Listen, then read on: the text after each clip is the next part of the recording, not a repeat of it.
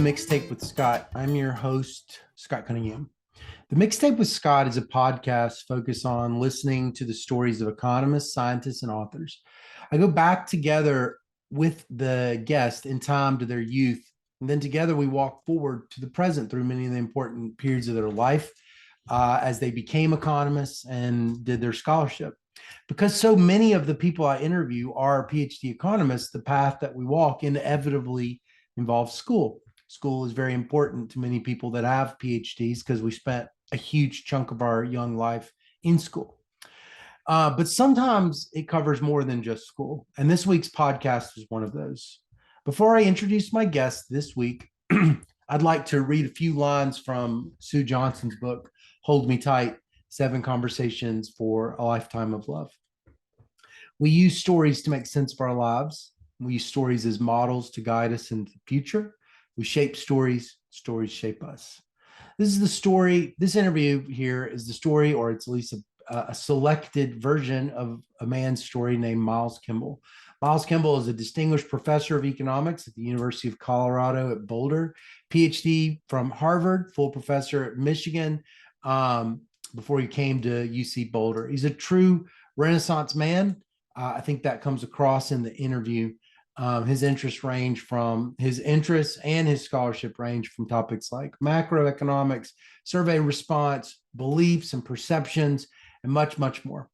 But in this interview, we learn so much about Miles's life, even outside of those topics, particularly his life as a Mormon, devout Mormon, a fairly famous Mormon family. His grandfather was the 12th president of the Church of Latter-day Saints, which is, I asked him, is that kind of like being the Pope for the Mormon church? And I think he said it was kind of like that. Then he turned atheist, and he made many other turns in his life into where he is now, which is someone with a deep, abiding passion to help economists in their own journeys of personal growth. Harvard trained, like I said. It's a remarkable journey to listen to, and I just thoroughly enjoyed our time together. This is by far the longest interview I've done, though. It's 2.5 hours. For me, the interview flew by, as I find Miles to be a deeply intelligent, stimulating, thought-provoking, compassionate, and kind man. I hope you do too, but it is a long interview. I am your host again, Scott Cunningham. Thank you for tuning in. Please subscribe and tell other people about the podcast. I hope you enjoy it. All right, so it's my pleasure to have on the podcast, the first podcast of 2023 that I'm doing, a person that I've gotten to be actual friends with over the last, I guess, year or maybe even the last 2 years, Miles Kimball. Miles, thanks so much for being on the podcast. It's great to be here. Thanks. Can you, for the sake of the listener, tell us your name and your title? Yeah, so Miles Spencer Kimball. So I actually make a point often of saying my full name because it says the connection to my grandfather, who was named Spencer. But I was 29 years at the University of Michigan, which was plenty of time for me to be emeritus professor of economics there. And I'm also emeritus at the Survey Research Center at the University of Michigan. And then here I am at the University of Colorado Boulder. And there I'm Eugene D. Eaton Professor of Economics. Anyway, there's somebody died and made me named chair, literally. Yeah. And the family wasn't too happy about it. They wanted the money. They didn't want the money to go to somebody like me. But, right. But at any rate, somebody died and made me named chair here at the University of Colorado Boulder. And I also am I can't even remember exactly the title, but I have an affiliation with the Institute for Behavioral Genetics. So I do a little work on social science genetics that's been about assortative mating. So I actually, oh wow. I mean, one thing about me is I have very, very broad interests. So I do research on a wide variety of different things. On RepEc, that's where I rank the highest, is breadth of citations across fields, which is kind of a reflection of having broad interests. Yeah, yeah, yeah. I was going to talk about that. You seem like a real Renaissance man. That's actually what I was wanting to do is kind of go back in time a little bit and learn a little bit about what your upbringing was like. What did your mom and dad do for a living, and where'd you grow up? So I grew up in Madison, Wisconsin. So was there until about age 13, and I was born as a baby in Utah, but that was only because my mom went to be with her mom around the time of the birth. It's not like my family lived there at the time. And so I grew up in Madison, Wisconsin. It's a college town. It's also the capital of Wisconsin, so it has some interesting things there. But I lived in a wonderful area of the city called Nakoma that was near the Arboretum. So a lot of interesting places, a lot of hills. Back then we were free range children. I mean, Yeah. I would be on my bike roaming all over. I'm a fan of this free range children movement. I think we're overprotective of kids now in the physical world, and I mean I agree with Jonathan Haidt. We're overprotective of kids in the physical world and underprotective of them in the online world. I mean, we should not be having 13-year-olds on Facebook. It's especially not 13-year-old girls. It's very bad for their psyches. Yeah. And that's basically just Jonathan Haidt's argument. I'm just agreeing with him, but he's the one who's made the case. Yeah, yeah. I was also free range and just rode my bike everywhere, and it's it's something that you can do in these smaller towns.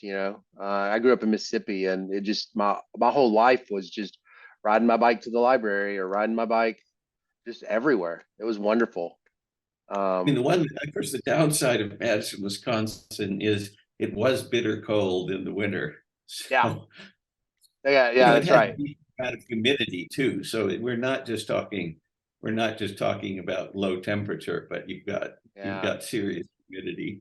Right. What was your dad? Were your parents connected to the university? So my dad was a law professor. So I have a lot of lawyers in my family. So I have I have many interesting uncles and aunts, but my dad's oldest brother was named Spencer Kimball, and he was at one point the head of the American Bar Foundation. He did insurance law and helped craft insurance law for I think it was for Wisconsin, but anyway, that had influence on insurance law in other states. So my uncle was a lawyer. My uncle was a law professor. My dad was a law professor.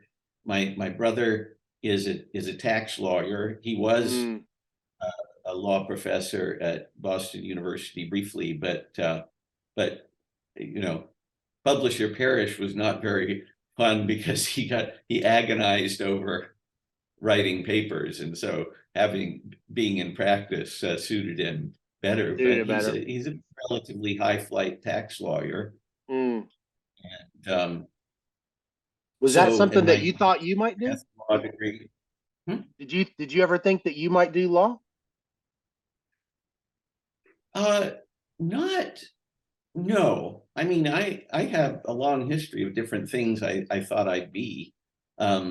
But before I go there, let me say I do have lawyer in me. One of the most fun projects I'm doing now is a paper on negative interest rate law, and I think it's going to take time because at this point, the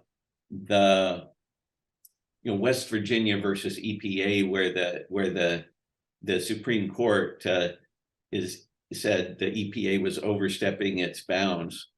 Administrative law at the constitutional level is really in flux right now. So I think we'll probably delay that negative interest rate law piece until we know how administrative law has settled down a little bit more. The Supreme Court hasn't said what administrative agencies are allowed to do yet. They in other than what they've been doing already. You know, in terms of if an administrative agency does anything new, when are they allowed to do something new, and when are they not? Right. And I think so. Anyway, but that's fun for me because I've got law by osmosis. In terms of careers, you know, when I was a kid, I mean, I've been all over the place. When I was a kid, I read a book on paleontology and went around saying I wanted to be a paleontologist. And then a little bit later on, I was saying I wanted to be a physicist. And I was really good at math. So I guess I'm still very proud of this. But I in my senior year of high school, I was 9th in the USA Math Olympiad. Wow. And that so I was good at math, and it wasn't, I mean, this was without the kind of support you'd get if you, well, Stuyvesant is an elite high school in New York City, for example, that had a lot of support for people who were kids who were really good at math. But you know, being in Provo, Utah, I might as well have been in the wilderness, although I had very supportive teachers. They'd be supportive in the sense of, okay, you can sit in the back of the class and study math on your own. Right. Wait, so you leave Madison at 13 and go to Provo?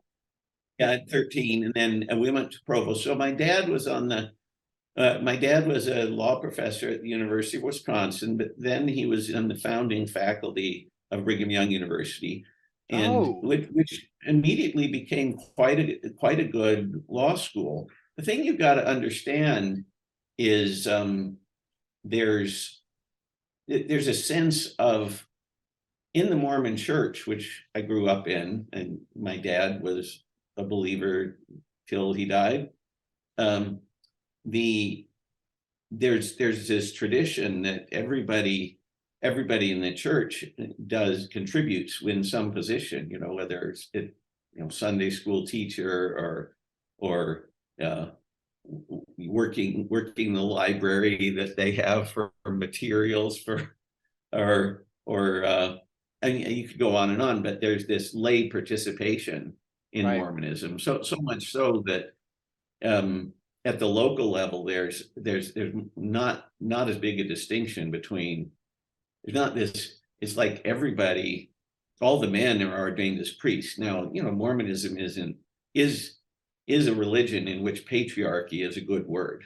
So, you know, you have people saying, oh, the awful patriarchy. In Mormonism, it's like, the patriarchy, wonderful. You know, so patriarch is a very positive word in Mormonism. So, you know, women don't get the priesthood, and there's a big story to be told about that. But have they never, is there no offshoots, were any of the offshoots ever considered women getting the priesthood? Because I know there was like little branches off at different points, right? The offshoots tend to be, many of the offshoots tend to be more conservative than the church. So I think it's the schismatic tendency is much stronger for people who are more conservative. People who are more liberal, they just leave. That's a good point. I mean, when I left Mormonism, we had, I'm a Unitarian Universalist officially. I never officially left Mormonism. I'm still on the books there, but I considered signing the book at the Unitarian Universalist congregation in Ann Arbor as leaving Mormonism, even though I'm still on Mormonism's books. But it's Mormonism was a big part in my in my growing up. I mean, there's a lot to say about that, but my grandfather was the head of the Mormon Church in the whole world.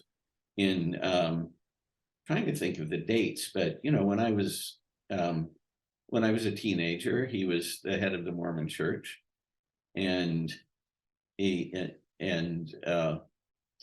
was important in the history of the Mormon Church because he, as head of the Mormon Church, he's the one who made it so that the Mormon Church ordained blacks as priests as well as everyone else. And so there had been a bar on blacks getting the priesthood, with the exception of a few in the very early days of Mormonism. They hadn't knowingly ordained blacks to the priesthood for 100 years. Well, must be more than that, but like 100 years and or more. And my grandfather changed that, and he did that as a true believer. So he was, I mean, I knew my grandfather relatively well. I mean, he was a very busy man. So but we moved to Provo, Utah when I was 13, and that's pretty close to where my grandfather worked in Salt Lake City. So how old were you when he became? How old were you when he became president? I think I was 13. I think I was 13. I mean, so for the people that are listening, or 14 maybe. To be the president of, he was the 12th president of the Mormon Church. It's like your grandfather, kind of conceptually might have been like the Pope, or he had that level. Exactly. Absolutely. I mean, it's like, on the one hand, it's a much smaller church than the Catholic Church. So in that sense, he, just because of the size of the church, he wasn't like the Pope. But in terms of theory, he was much more than the Pope, because the prophet of the Mormon Church, the president of the Mormon Church, the theology is that the president of the church can receive revelation from God that says something totally new. And the Pope is only supposed to interpret existing doctrine. Right. Now, the Pope can make authoritative interpretations. Right. And in practical sense, some of them can be pretty new, but if you think of an invocation of infallibility, the biggest thing is like saying that Mary was born without original sin. I mean, that's about the biggest thing that a Pope has said. I infallibly say that something about doctrine, whereas the head of the Mormon Church could introduce dramatically different doctrine. Now, did your grandfather do that? This was a big deal. Did your grandfather do that? This is the biggest thing, giving blacks the priesthood. Now, I think the other interesting part of that is my dad was my grandfather's biographer. So the first did 2 biographies. The first one with my cousin Andrew Kimball, but my dad's Edward Kimball, and he's my dad Edward L. Kimball is on Wikipedia too. So, but he was wrote 2 biographies of my grandfather. My dad made an effort to make it a warts and all biography, in the sense of not a hagiography, to say kind of things that might sound a little bad. Now, I mean, my grandfather was a very well-behaved guy, so there weren't really bad things, except for political things. I mean, nowadays people look back and say, "Oh, he wasn't good on gay rights," which is true. But he was president of the church in, let's say, 70. I don't know exactly, but I'm guessing like 74 to 85. Right. So by modern standards, he wasn't good on gay rights at all. Yeah. But at that time, the big, but he did bring blacks into, in some sense, full statutory equality in the Mormon Church. I mean, there's kind of de facto equality of blacks, which is a struggle everywhere in society. But in terms of statutory equality within the Mormon Church, he accomplished that. And, that's pretty good for the, Well, 70.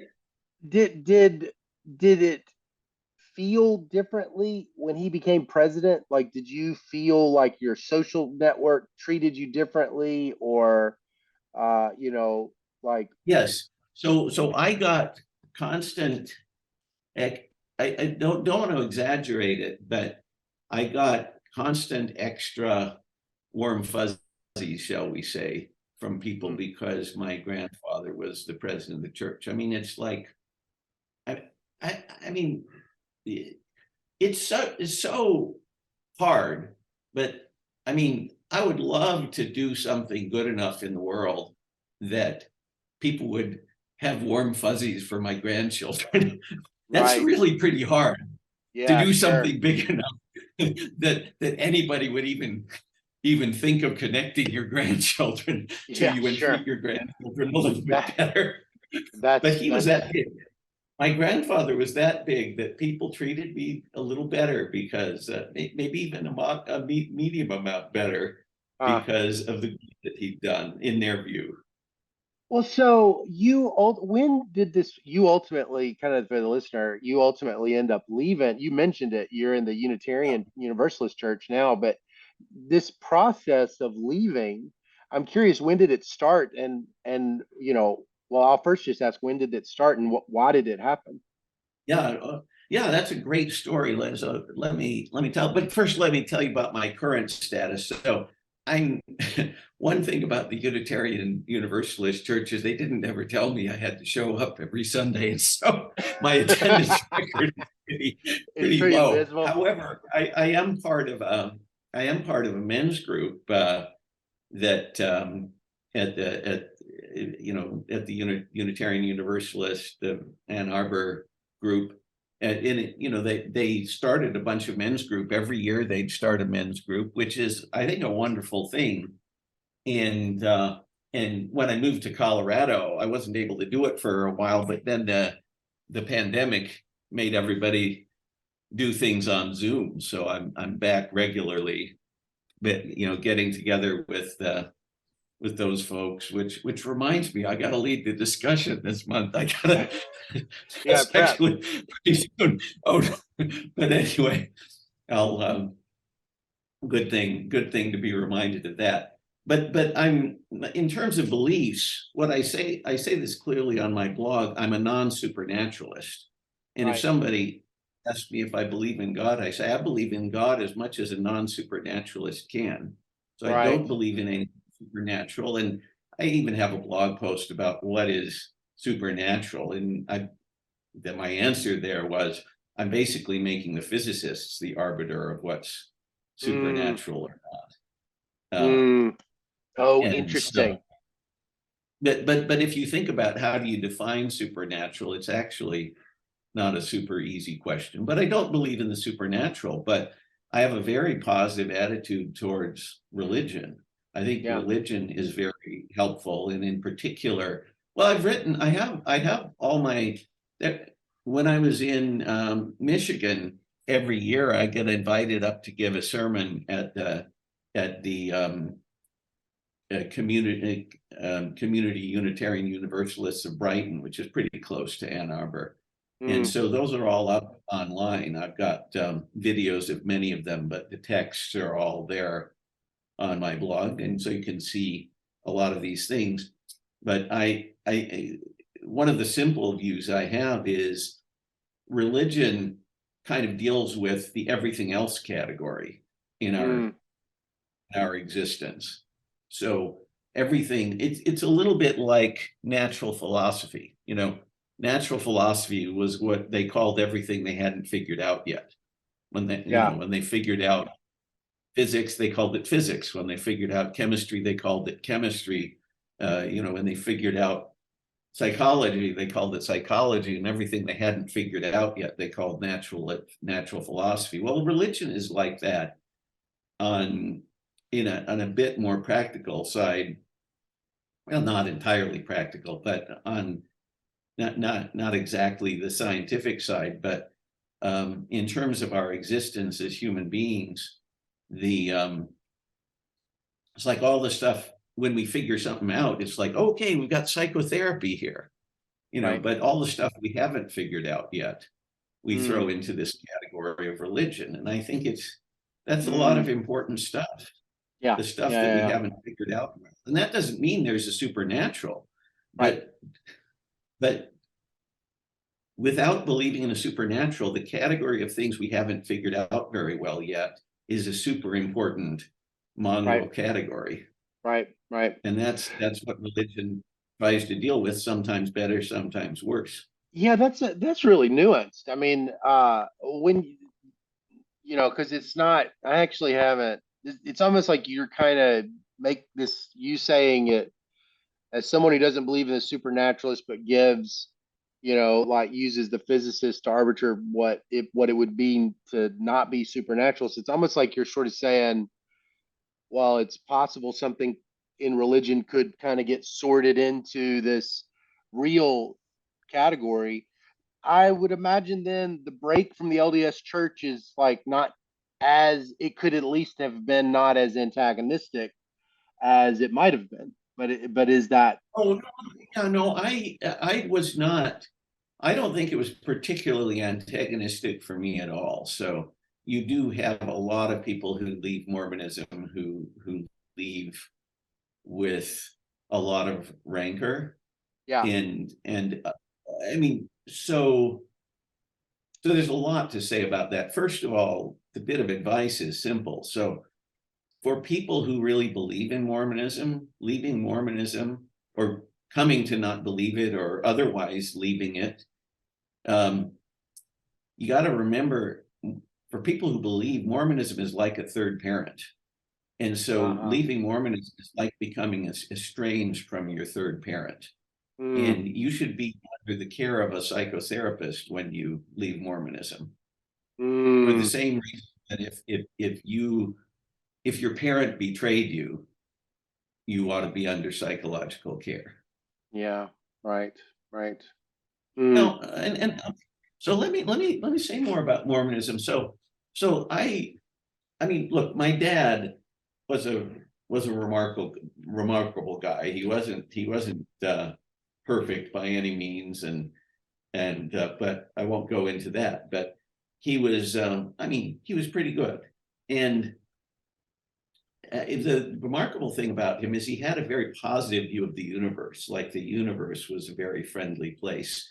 And he had a very positive view of other people.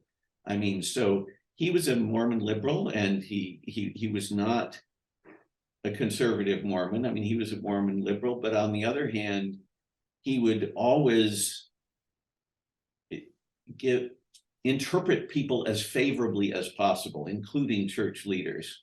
mm, Um, and so I grew up with that. So my dad had this very positive view of things, and I grew up with Mormon liberal publications, like Sunstone and Dialogue. They're on the shelf in in the dining room, and it was and so I got the idea, oh yeah, there are these questions about Mormonism, but they have answers. Because I mean, in fact, whatever the Mormon church leaders thought, those certainly in that period of time, the Mormon liberal publications were actually very supportive of the church, and they would yeah. kind of solve some of the questions and problems that were there.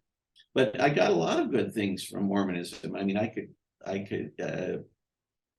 say many things. Let me try to think of some most important. But one of the main things was the emphasis on truth, and that's Mm, eventually why I left Mormonism. But I left Mormonism because of a value that Mormonism instilled in me, and the value of truth. I yeah. mean, that still, I feel that viscerally, and in one area, and one you're a big proponent of is statistical rectitude too. So Mm-hmm. I mean, but um, but Mormon church leaders lie in Yeah. their view to protect the institution in their view. But the way we were taught in Mormon Sunday school and so on, there wasn't leeway to lie. There was not leeway to lie. This idea that you could lie to protect the church. No, no, no. You tell the truth. That's what I was taught in Mormonism. And that part, and so it's like two conflicting parts of Mormonism. The part that says truth is one of the highest values. And I don't know if everybody would buy this, but in my mind, the growing up, they would say, people would say the church is true, meaning the Mormon church is true. Right.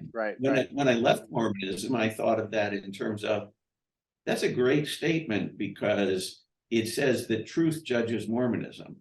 That actually goes back to Plato had that dialogue of Euthyphro, where there's the question of, is something just because the gods say so, or can the gods be judged by justice too? Right. So, the Mormon church is judged can be judged by truth. And so anyway, I got that value of truth from Mormonism. I got, one basic thing is Mormonism talks about the importance of family, which and in a very particular sense, it was more specific than that. The Mormon church would talk a lot about the danger of men getting so involved with their careers that they neglected family. And criticizing that. And I could have been much worse than I was on that score, let's put it that way, without having that clear marker. I spent a lot of time on my career and maybe gave at many points short shrift to my family, but I think less so than if I hadn't had that as a clear warning. So that's another good thing I got from Mormonism. And those are some of the big ones. Oh, and the last one I want to say is Mormonism, as I grew up in it. Now, I grew up in a very intellectual Mormon family, but I grew up with it like with a very pro-intellectual version of Mormonism. I'm not saying there isn't an anti-intellectual version of Mormonism too, but I grew up with a very pro-intellectual version of Mormonism. And there were just so many interesting ideas because Mormonism has not, because of this idea of continuing revelation, of modern revelation, you have not just the Bible, but you've got the Book of Mormon, you've got the Doctrine and Covenants, you've got all the things that leaders of the church have said. You've got the idea that you can get, revelation from God yourself, individually, and so there are all these things written and all these things to think about and to try to figure out, and it's just fascinating. Including the Mormonism was founded in 1830. So this was after a significant chunk of the scientific revolution. Now, unfortunately, it was before the Darwinian revolution. And so Mormonism is not as bad as many evangelical churches about Darwinism. But overall, it's got a mildly negative attitude towards Mormonism, towards Darwinism, which is too bad, because I think the founder of Mormonism, for all his faults, if he had lived to see the Darwinian revolution, he would have wound it into Mormonism. Maybe we'd be in trouble now because a specific view on Darwinism would have gotten put into Mormon doctrine, but Darwinism would have been included somehow, or so all the science up till the first half of the 19th century, Mormonism is down with it, which is a very good strength of Mormonism. That's interesting. And that's made Mormonism it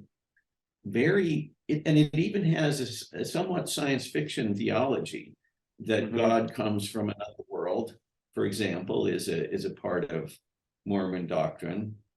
And the idea that we can, each of eternal progression, that we can become gods and create worlds. So you can see the science fiction resonances, and those science fiction resonances actually matter because Mormons have written a lot of great science fiction. Right. Yeah. It's What's not, the Ender's Game? Yeah. And yeah, Orson Scott Card is just the tip of the iceberg. I mean, he's a marvelous tip of the iceberg, but there are an awful lot of Mormon science fiction authors. Brandon Sanderson is one of the other famous ones, but a more obscure one is David Wolverton, who's written some nice books. I mean, you could go on and on with Mormon science fiction authors, but Mormonism had this idea of the plurality of worlds, and so just this idea of an expansive universe with all kinds of interesting things out there. And of course, at that time, I did believe in supernatural, which was another. I mean, I was a true believer in Mormonism. I was a true believer in Mormonism, and for up until my mid-30s, I think. As a professor? Absolutely. Oh, you leave the Mormon church at Michigan. Oh no, I was a true believer till at least the age of 35. I left the church when I was 39, and things were getting to fray. Obviously, things were getting to fray somewhat before then, but no, I was a full-scale believer. I mean, so I was arguing religion with my college classmates at Harvard. I went on a Mormon mission. I spent 2 years in Japan, it was called the Tokyo North Mission. So I was in Tokyo some of that time, and sometimes in the suburbs. And so I spoke Japanese passively at the time, and could still say a few sentences. And then I came back, and I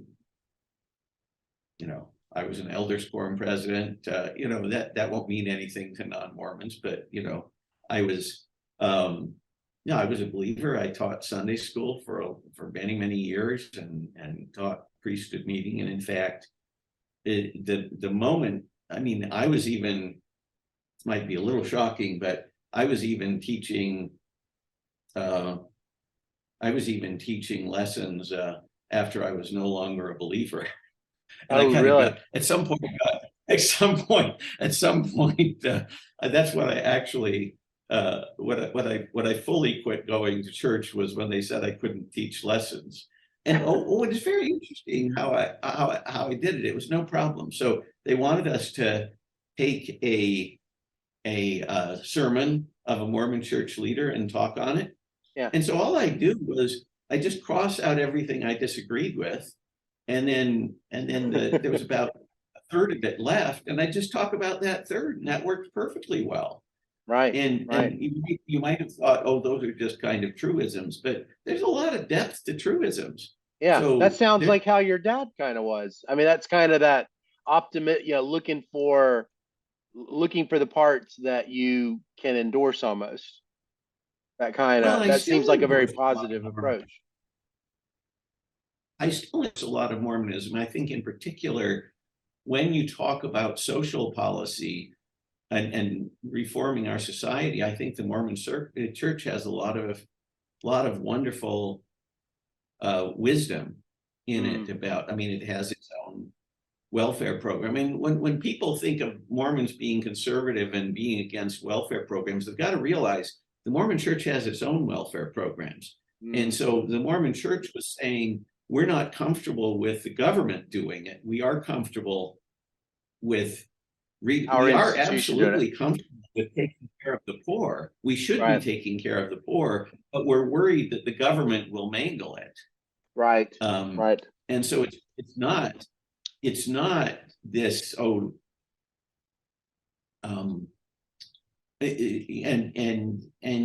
it's, and in fact, I mean, one of the basic things that Mormon, I mean, I've written about this on my blog, you know, how I have one on how Mormon America avoided many of the bad fate, much of the bad fate of white conservative America. And there, you take care of everybody in the congregation. Well, I mean, even, I mean, really, I mean, you try to take care of everybody, and it's not just, I mean, and the philosophy is, it's not about, I mean, you do hand people money when that's necessary, but it's not, mainly not about handing people money. It's about helping them. It's about talking to them, helping them figure things out, and you hand them money when need be, and the church had its own commodity distribution system so that they could hand people food when they needed food and take care of other things. And but it's like nobody's ignored. It's like you have people who are assigned to be responsible for the most down and out people in the congregation, and it's, I mean, there's remarkable wisdom in Mormonism about alternative ways we could organize society. Right. Well, so, you know, one of the things I think is interesting about, there's two things I think are so fascinating about you. One is this complete, like I said, you know, you're this Renaissance man. You have so many interests. I'm sure people have said that to you. It's not just like dabbling either. It's not, you go so deep on so many different topics. And we could talk for a long time about that, but I wanted to talk about one, how, you know, we met because of this thing called a pod that you ran a couple of years ago. And before we get into that, I was just kind of curious, how long have you been interested in personal growth? You know, and what exactly does that phrase personal growth even mean to you? We could even start there. Hey, can I take a little bio break? I hope you were able to edit things enough to deal with that. So I'll be right back. Yeah. So how long have you been? When did that start? Is that a Mormon? Would you say that, you know, Mormonism is the beginning of your interest in personal growth, or and first of all, what does it mean to you? What does that phrase that's mean? interesting. I mean, I think I hadn't thought about it as it's fully coming from Mormonism. I think it's a family thing too, but certainly it's there in Mormonism, because you go to church every Sunday, and you get people talking about trying to be better. One of the cool things about Mormonism, I said that it has a lot of lay participation. It depends on how you want to characterize it. You know, all the men are ordained priests, so with few exceptions, and then the women are also taking on roles in running the church, and you would have people rotate in the pulpit. So the bishop is a head of a Mormon congregation, not like in the Catholic Church where they're the head of many congregations. A bishop is the head of just one congregation, but the bishop only occasionally, the bishop might talk like once a month or something, but every week you'd have 3 or 4 or 5 members of the congregation give a talk, and so it's just the members of the congregation talking to one another about, well, trying to be good. I mean, there's some amount of trying to keep the, how do you do a good job as a member of the institution of the church. But I think actually the majority of the talks would be about trying to be good. and people would regularly draw on things that seemed like wise advice that was outside that was not directly from the scriptures, from the Mormon scriptures or anything. I mean, the Bible is a Mormon scripture, and you'd have other things in addition.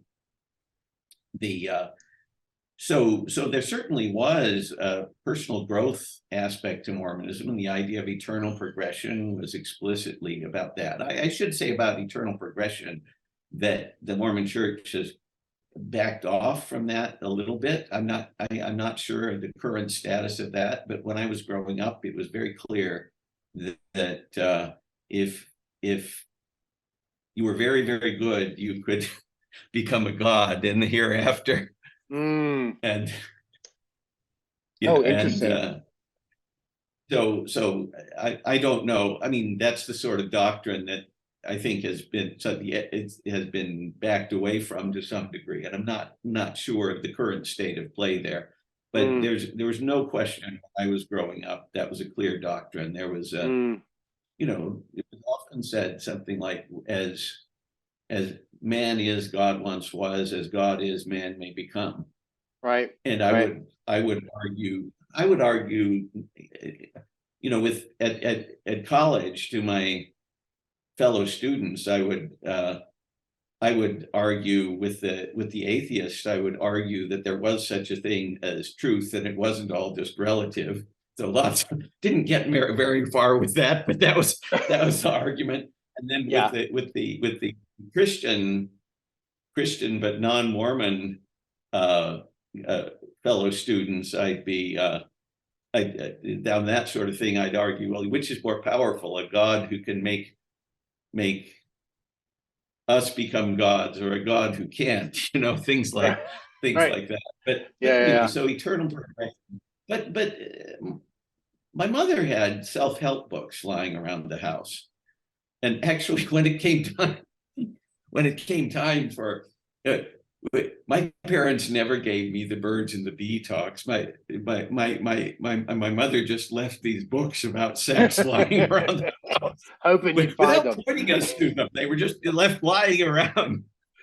But anyway, I mean, like I think I read like The Female Eunuch was one of them, and there was I can't remember anyway, but so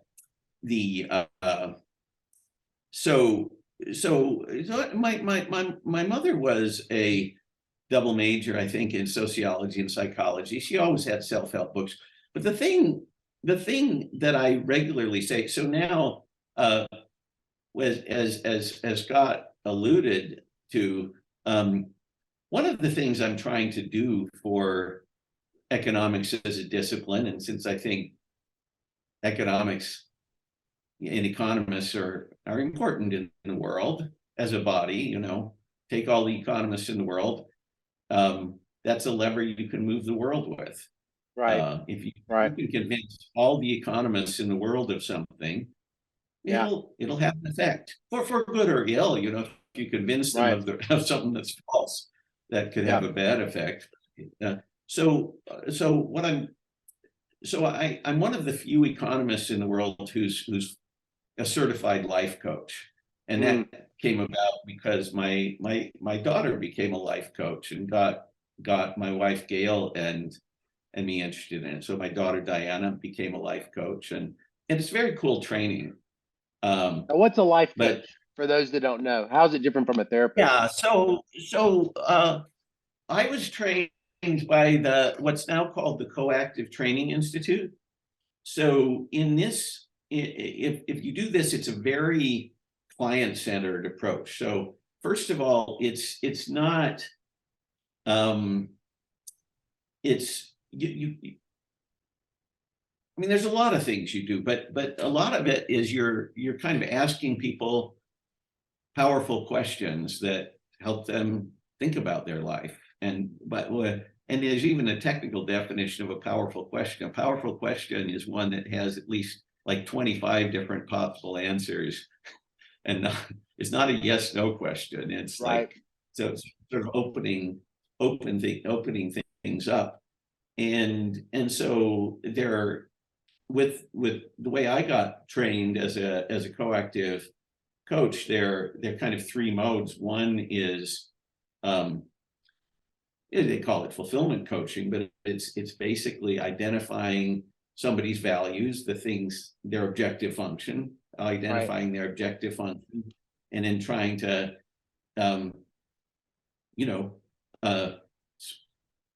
asking questions to help them think about how they're, how they can, what they want to do in relation to their objective function.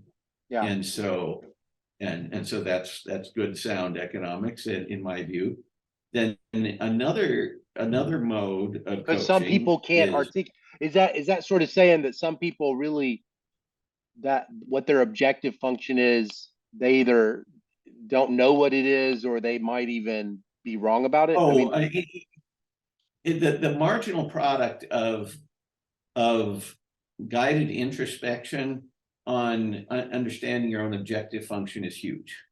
And so economic models that act like knowing your own deep objective function is easy, right, are base. Yeah. Okay. So there's and it's well, I mean, so in my academic work, real quick, Miles, let me ask you a question. So clearly people think they know their objective function and they must have some objective, but you're saying that's different, using the jargon of economics. That might be different from your true underlying values. And so what does it look like, in your opinion? Well, I don't think I quite, here's how I would describe it. So I wouldn't describe it quite the way where you were going. So you clearly know a lot of things that you want. And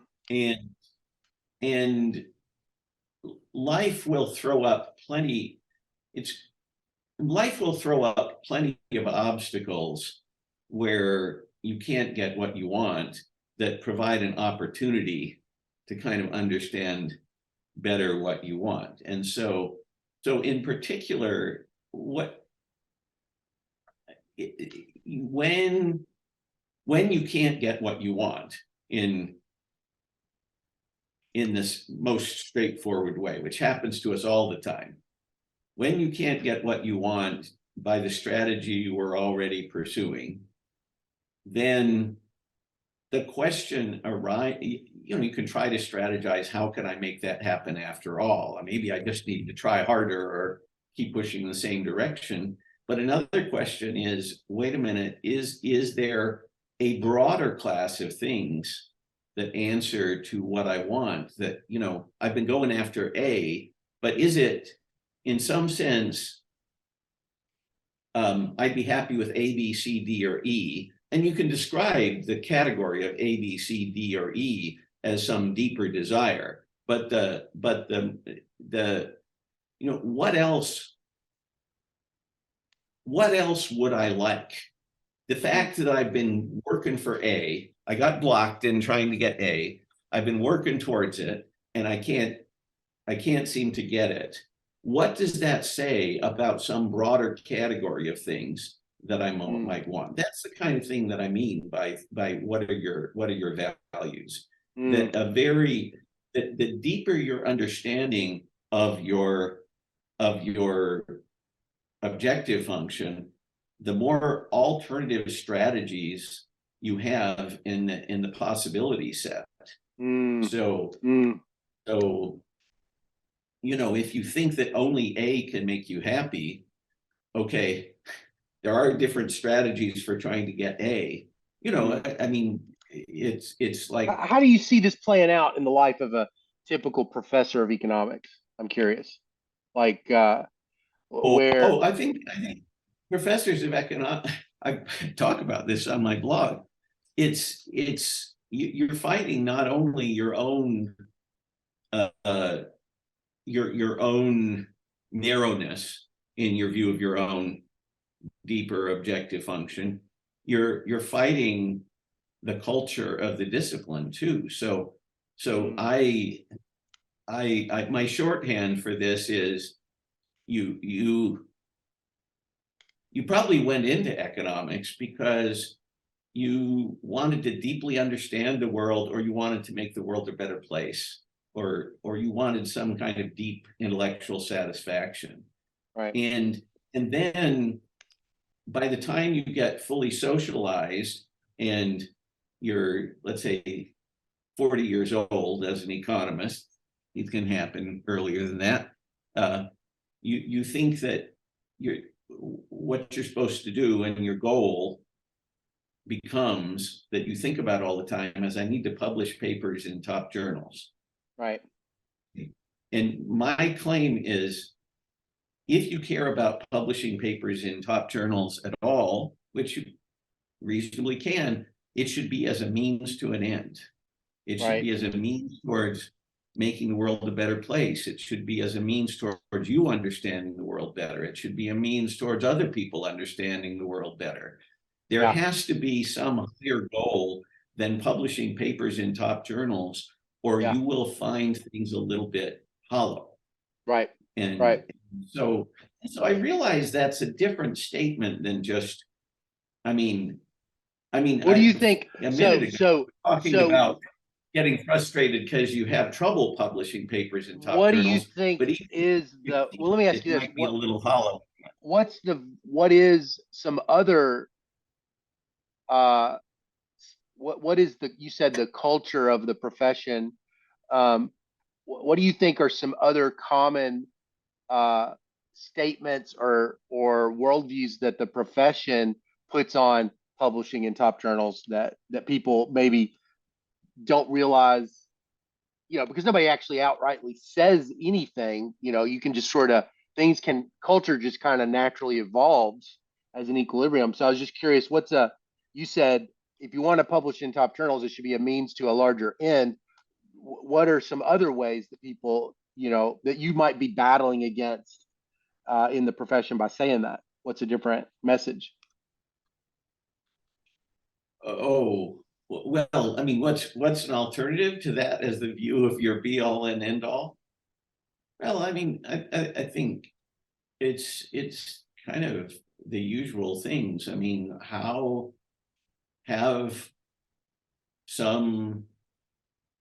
what do you want to have happen for the world? What do you want to have happen for yourself? You want to have happen for your students? I mean, what would a good world look like? And it's there's no harm. And so here's actually, it's related to the way I think of introductions to economics papers. So you start with something really, really grand and say, okay, here's some really big thing we're after. Okay, and in order to get that, we need to figure out this. And in order to figure out that, we need to figure out this. And in order to do this, I've got this strategy of doing this bit of research, and I'm going to do it on this data. Yeah. So it's like you start from the really big stuff, and those are your, that's like your North Star and your planets and moon and everything. You're guiding yourself by the stars. Yeah. But then you want to be humble enough to be able to do a little tiny piece in moving progress forward. I mean, it doesn't help to be grandiose to be so grandiose that you're unwilling to do something small. I mean, you say, here's the big thing I want to contribute to, and then what's the biggest thing that I personally am capable of doing, or that I'm capable of putting together a team to do. I mean, so you want to be humble enough to contribute at whatever level you're capable of contributing, and don't despise things that are small contributions to a much bigger thing. But you want to guide yourself by the big things. Right. And it's one time I gave I haven't given many invited lectures in my life, but I gave one at Colorado College, and so was was there talking to people, and I thought, wow, at a liberal arts college, which I've never spent a lot of time at, they get to think big thoughts. They, they're not, they don't seem quite as obsessed by just publishing papers. On the other hand, I've got to say, I mean, there are many economists who are way higher ranked than I am in the profession. Hundreds by the Repec metric, and it's and I know many of them, and a lot of them are workaholics. Right. The economists who are better known, and that's not to say anything against their work. Right. But in terms of the life experience of the top economists, a lot of them are running to publish enough papers so that they don't feel bad about themselves. And I'm not saying that's true of all of them. I mean, there's certainly some who seem to truly enjoy their lives. I mean, I think of, what do I know? I only kind of know the outsides of things, but I think of John Campbell as somebody who seems like quite a happy, well-balanced economist. And I don't know him super well, but I know him as well as you'd know most other most other economists who aren't your colleague, and he seems like a happy, well-balanced person, and right. So than many other economists seem to me. Yeah. So back to life coaching. So you ended up so part of what life coaching was this trying to understand what your core values are, and it's not necessarily about mental health. Then it's not like you come in. Yeah, so it's not the thing about, okay, how does it compare to psychotherapy? So it's not, first of all, it's not Freudian at all, not even a little bit.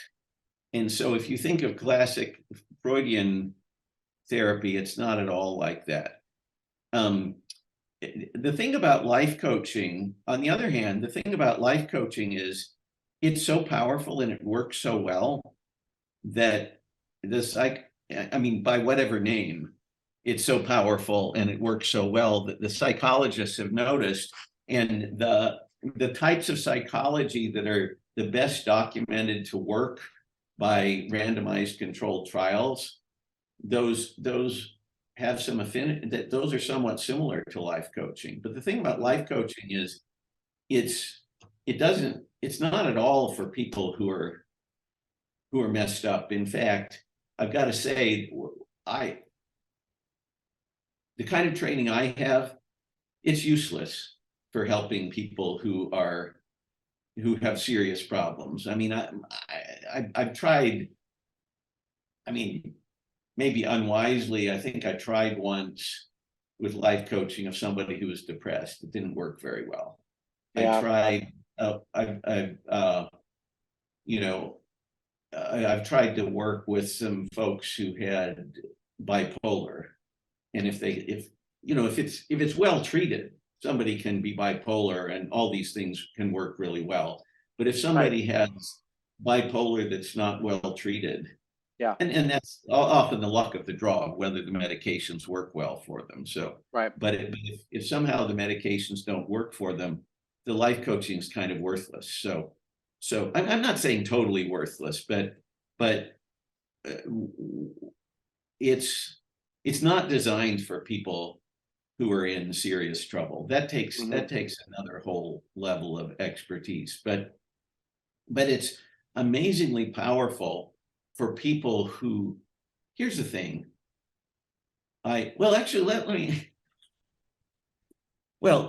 Here's the thing, and I'll say more about this, but I've talked to many people. I've talked to hundreds of people in enough depth to know that essentially everyone is carrying some major burden in their life. Yeah. That's pretty much universal. Mhm. You know, I mean, if you can identify one person who's about you know, who's gotten to middle age. I mean, it's a little different if somebody's really young, maybe they haven't hit anything really bad yet. But if you can identify anyone who's 35 years or older who hasn't had some major really tough thing in their life, Yeah. that's remarkable that you can even identify one person Right. in that Right. category. Yeah. So It's so quite the lottery. so you can, I mean, there are people who have psychological disorders that life coaching is not capable of dealing with. But if you take people like most of us, I mean, who are functioning pretty well in society, who are in many ways pretty well put together, and you have to be reasonably well put together to, say, get a PhD in economics. And if you don't have some other fairly clear psychological disorder, then life coaching can be immensely helpful. Yeah. And it can be immensely helpful even if you're carrying and as especially if you're like almost every other human being and you do carry some significant burden. Yeah. Yeah. And so it's like the normal run of the typical run of humanity. It's like the life coaching is really helpful. Let me tell you the other modes of life coaching. So there's this identification of your objective function. Another mode is just what I call perspective work, but you can generate different perspectives. So the way I do it when I'm coaching is you start out with some logical perspectives just to get those out of the way, and that's even ends up those aren't very helpful. It's like, but then you just do random perspectives, like the perspective of a teapot or of a cloud or of the ocean or of a dog, and you go through a bunch of random perspectives, and you have people kind of say, well, you know, what's the feeling tone that is associated with that perspective? And okay, very briefly, what's an insight you got into the problem? You know, you have them start out with some issue that they're worried about, try to have them state the issue in a neutral way. What perspective did you get on that issue from this? From what idea did you get about that issue from this perspective? But then you quickly take them to another perspective. And then when you're done, let's say you generate 10 perspectives, 3 kind of logical ones, and 7 random ones. They'll typically like one of the random ones best. And you say, which one do you want to come from in strategizing about this issue that you have? And this just frees people. It's like amazingly powerful what this perspective work can do. And it's easy to learn. I mean, you know, compared to getting a PhD, it's nothing to get fully trained in coaching. I mean, this is super easy stuff. Now, look, I'm talking about folks who are capable of being economists, who are really remarkable people. So I've no doubt that the coaching training would be difficult for some people, but it's you know, for people who can get a PhD in economics, you can do this. Now, you might have to expand your mind and, you know, do something that's that involves some muscles you haven't strengthened very much in your life, but you can. What are some of the results that you've observed with economists that you've worked with? Oh, well, let me I mean, one thing is, I mean, as a coach, you have strict confidentiality rules. And so and so that hampers somewhat saying, but let me talk about this in the broader context. So I got trained in this, and then there's one more mode of the coactive coaching, which is just helping people be in touch with the feelings they're feeling right at this moment. And the key there is you just focus on the physical sensations that go with the feeling, so you don't overthink them. Right. And but then after I'd gotten all the coactive coaching training, there's a kind of enhancement of that that's positive intelligence tricks and approach, which is I like, because what they have, what I do for economists is I offer free for economists a 6-week program of positive intelligence training, which is kind of great, because in a 6-week time you get all the kind of you get a lot of the wisdom of current psychology, including neuroscience, and one of the things I say in the first week of I say 6-week program, but it's just 1 hour a week for 1 hour, 7 meetings for 1 hour a week, where you get together with so we do it for economists and families. So we'll have nine participants that are economists and often their spouses or significant others. And so it's like typically more than half economists, because you have some single people, and then you have some couples, which are the economist and their spouse or significant other. And then and it's wonderful. My wife Gail and I lead those get-togethers, and there's also an app that goes along with it. But you just learn a lot about it. And the speech I give on the first time is, I say, look, you don't have to believe all of this stuff. If you could find 10% that's useful for you, this is going to be helpful. And I give a guarantee this will make you 1% more productive. And if you think about it, if you have something that takes 1 hour a week for 7 weeks, and then you're doing maybe 15 minutes a day on an app for 6 weeks, it's not going to take very long to make back your time, even with the 1% improvement in productivity. And so what's the experience there? I mean, this is good stuff. So what we do first is we talk about identifying your saboteurs. So Shirzad Chamine is the guy who invented positive intelligence, which is kind of this pedagogical package of the current state of psychology and neuroscience.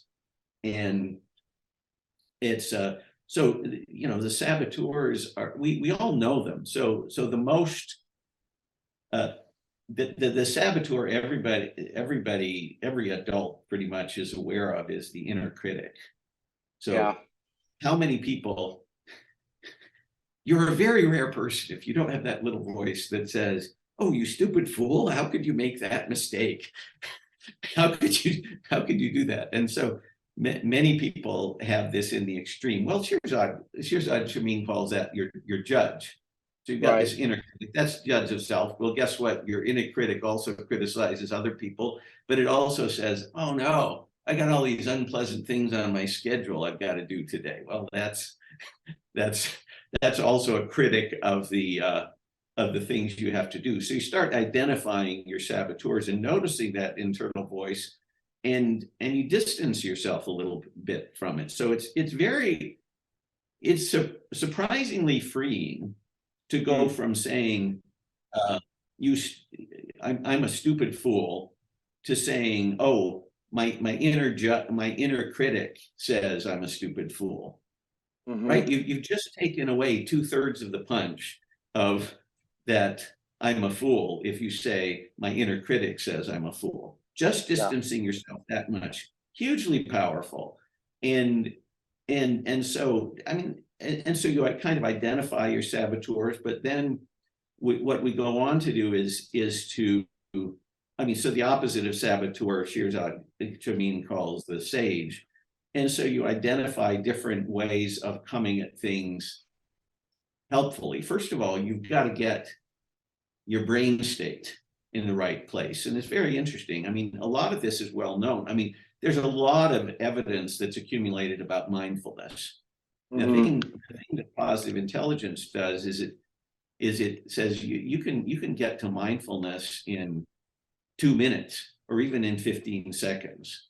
And you don't have to meditate for an hour. I mean, you might want to meditate for an hour to get into a really good place, but what we especially need is we got all kinds of things thrown at us in the middle of every day, and to get back to mindfulness by within a couple of minutes time, that's really useful. And a lot of it is just getting back out of your head into your body, like paying attention to you can touch two fingers against each other and feel them very closely, so that you can even feel the finger ridges, for example, or you can listen to the sounds around you. That your nearest sound is the sound of your own breath. How many of us, how long has it been since you noticed your own breath? But as soon as you pay attention, it's right there. You can hear it. Right. But we tune that out.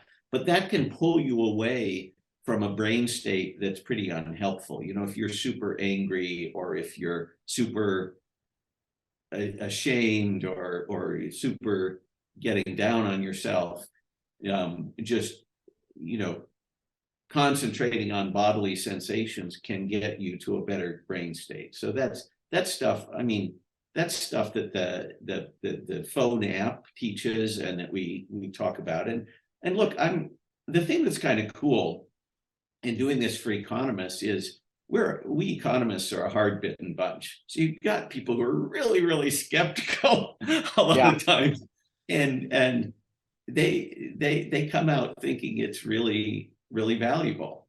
And the reason, I mean, I feel like this is something I can do for the world. I mean, economists are the reason it's important to have at least a few economist coaches in the world, is because economists, arrogant creatures that we are, often don't listen to anybody but other economists. Right, that's true. So it's like, okay, I can do this, I can take these things and describe them in a way that's intellectually respectable to us hard-bitten folks.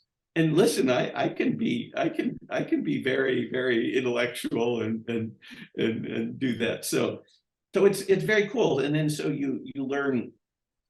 So to lay out some of the rest, there's something we talked about religion having good stuff in it, even though there's also bad stuff, right? There's also bad stuff in religion. And by the way, one of the little get-togethers that Shirzad had for us coaches who were doing this, it was very simple. It was on Zoom. He divided people in different religions into different break rooms and had them discuss and then come back and tell us all. And guess what?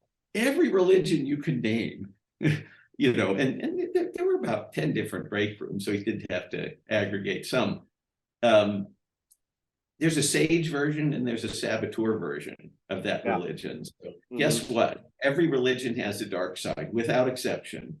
And every religion has a light side without exception. I mean,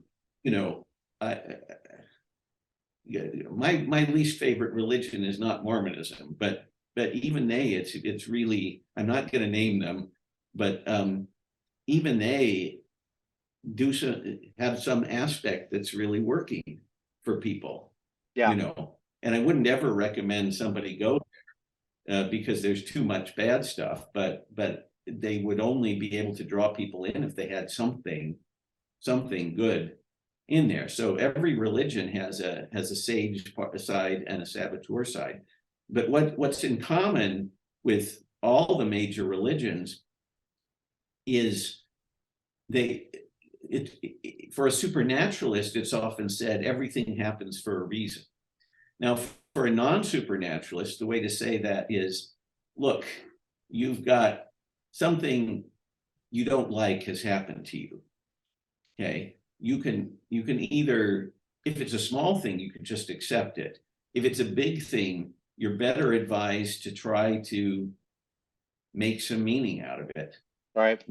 What's the best way? What's the cool thing I can do to make it to mitigate the bad impact? What's something I can learn from this? What's what in order to sort of counterattack against this bad thing, what cool thing can I think up?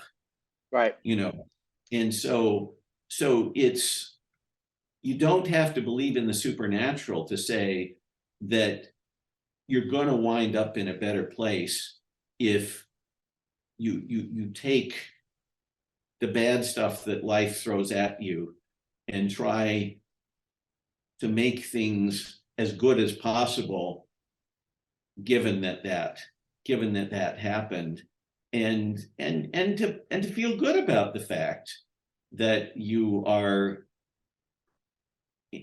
inspired to do something creative, Yeah. to deal with that bad thing that happened to you. Yeah. Right. Yeah. There's always some creative approach to whatever bad thing happened to you, and it may not make, I mean, it doesn't mean that it wasn't a bad thing. Right. But you can make it less bad, and with smaller things you can make it. I mean, you know, when I say that, I one of the things that's propelled me to go deeper in terms of personal growth is my wife and I have lost 3 children. So we had we had 2 babies who died in infancy, and then my son Spencer, our son Spencer, committed suicide when he was 20 years old. And so that was really, really, really, really tough. And we wouldn't be the people we are today if that hadn't happened. And I don't want it at all go to saying, oh, that made it all worthwhile. It didn't. It didn't. I mean, we, you know, in a heartbeat, go back and, you know, change the past if we could. Maybe unwisely so. I mean, I think that the Star Trek temporal prime directive is probably pretty wise, but nevertheless, we would foolhardily go back and try to change those things. But it's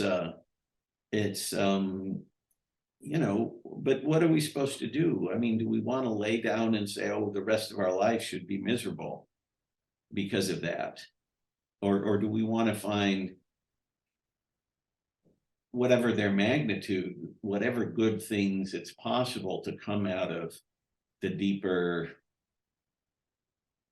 dive that we ended up having to do into our own souls because our son died, and you know, the baby's dying wasn't as big, but it was pretty big too. Although I'd have to say, fourth after that, after our 3 children dying, leaving Mormonism was the hardest thing in my life.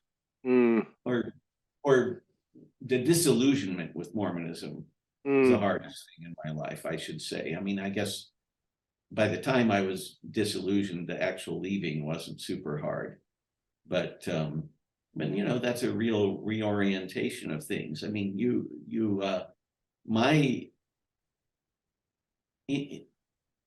psychologically, my life story is not, oh, I'm this. The first part of my life story is not, I'm this economist. I'm a Mormon, and then I lose my faith. That's the first part of my life story, and I'm not saying the career part wasn't an important ancillary piece of that. I mean, but even that was in service to being a Mormon. I mean, one of the things about Mormonism is that there are polls that say it's a pretty despised religion, actually. I mean, unfortunately, people think well of Mormons, and so there's a little bit of a disjunction. People think well of Mormons, but they think ill of Mormonism. And so it's not, I don't want to exaggerate how bad it is, but the fact that the world thinks ill of Mormonism, and I think it's because it is so avowedly supernaturalist, Yeah. Basically people are okay with religions that have only a token supernaturalism in them. And of course, I'm a non-supernaturalist now, so it's like, okay, I understand the supernaturalists, but I myself am a non-supernaturalist, so I understand where people are coming from there. But Mormonism is a high-intensity religion, and people are not okay with high-intensity religions. And so, I mean, the folks who aren't in one aren't okay. The folks who are in one are often pretty mean about the other varieties, but Christians will say Mormonism isn't Christian, and I think that's unfair. You have, I mean, Mormonism is a Christian heresy, but it's a Christian heresy. It's not some other kind of heresy. It's a Christian heresy. Yeah, right. I mean, so if you want to say, oh, you can't be a heresy and be Christian, that's what they're saying when they say Mormonism isn't Christian. But no, it is a Christian heresy. Right. And I have a blog post on the Mormon view of Jesus, which actually has a decent number of page views still. But it's not. We're Bible believers. Here I'm saying we still after all these years, but Mormons are Bible believers. I still identify as a Mormon in many ways,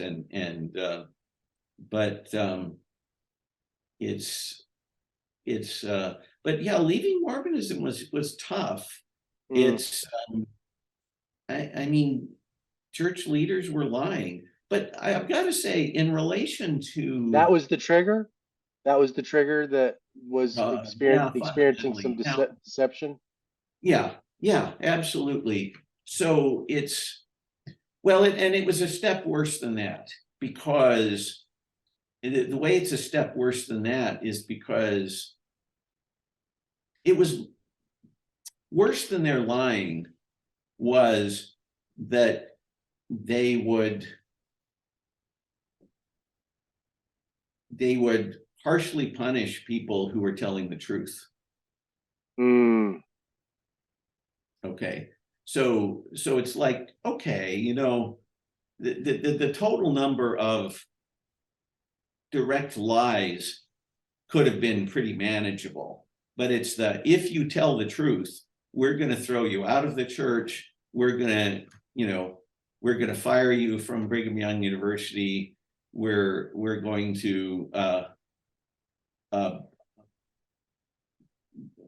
bring down the weight of church punishment on you. And for somebody who's a believer, the weight of church punishment can seem pretty big. It's a pretty big deal. Right? Yeah. I mean, I think because it's real. It's a real punishment. So the person I'd recommend, if you're interested in this, the person I'd recommend on this is Lavina Fielding Anderson, who's a very sweet woman. But she set out to document ecclesiastical abuses in Mormonism. And I honestly don't think Mormonism is a particularly bad church by any means. I mean, it's a big enough church. You can find all kinds of bad behavior. But the problem, the problem was not that there would be some bad behavior in a church of millions of people. It's that the church leaders wanted to hush up what bad behavior there was. For example, things like that. It's like forthrightly say, of course, yes, there's bad behavior. This is unacceptable. That's the right approach. Now, to admit, when as a non-supernaturalist, if you don't really have the supernatural, then I don't know that there's any easy solution, because if you go to the truth of Mormon history, and if, as I believe, the truth of history has to show it's not supernatural, because that's the truth of the world, that things aren't supernatural, how can you be totally open and honest about Mormon history? So I told you one of the great things about Mormonism is because it started in the first half of the 19th century, that it's good with science up to like 1850 or so. The sun being Right. Like the sun being the Oh, the center, earth not the goes earth. around the sun Right. and so Right. on. Yeah, They're absolutely. not putting anybody to death over Oh, stuff like that. 1850s science had a lot of physics and everything in it. Yeah. So Right. remember that's pretty sophisticated science. Unfortunately, Right. not Darwin, but pretty sophisticated science. And and Mormonism has no problem with relativity or anything like that. I mean, it's like that. That's not a big that's not a big religious issue. The but the but that's history. There's a lot of documents. There's a lot of documents. I mean, there's still stuff, probably new information you can get about the origins of Mormonism if you work hard enough digging up local newspapers, for example. You know, it's like this is it. This is Mormonism is historical in a way that the beginnings of Christianity aren't. And so I don't know. So I'm not saying what there's happened? any. So you're at Michigan, you're an assistant professor or something like I was that. And so what are these like revelations about deception specifically that really Well, start so to I had a set of friends. So one of the things was I in the wake of our second child dying, I I was going to a deeper psychological place, and so I consciously was seeking out additional friends because I knew I needed that, and the and many of them were doubters. Many of those friends were doubters. Not all of them, but many of them were doubters. And it's interesting. So we would get together regularly, and at first I went and said, "Oh, I'm gonna be the I'll be well, I thought the words, I'll be an apostle to the unbelievers. I'll convince them, you know." So it's like, I mean, literally, I went in there thinking, I wanted these friends, but I thought, oh, I'll use my apologetic, I'll be an apologist here, and I was. This was like a bereavement. This was kind of like a bereavement community, This was a men's group. This was it was a men's group. Okay. group. So I actually belonged to two men's group, a sort of former Mormon men's group and a Unitarian Universalist men's group, and my best friend is in both. So because he's one of the people, we actually had like four couples who went from the Mormon church to the Unitarian church at the same time, although we didn't all keep going. But for a year or so, we went, that group of folks went, and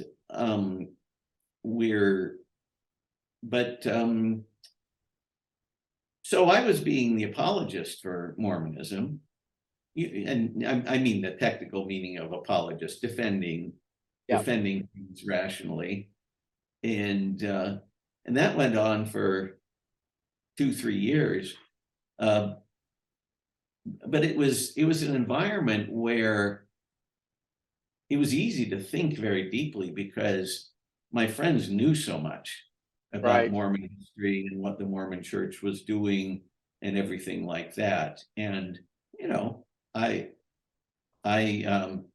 and so we could have very well informed debates, and I knew that what they were saying was factually correct, and then it's like, okay, how can you defend the church given the factual correctness of the things my friends were telling me? Right. And which you couldn't deny. You sort of accepted that those things were real. I never thought, the so-called anti-Mormons are not lying, basically. So it's like one of my friends said, I can't remember the names, but there was this group of folks called the Lighthouse Ministry who were trying to get people out of Mormonism into Christianity. And my friend said, they may not be very deep in what they say, but they can photocopy.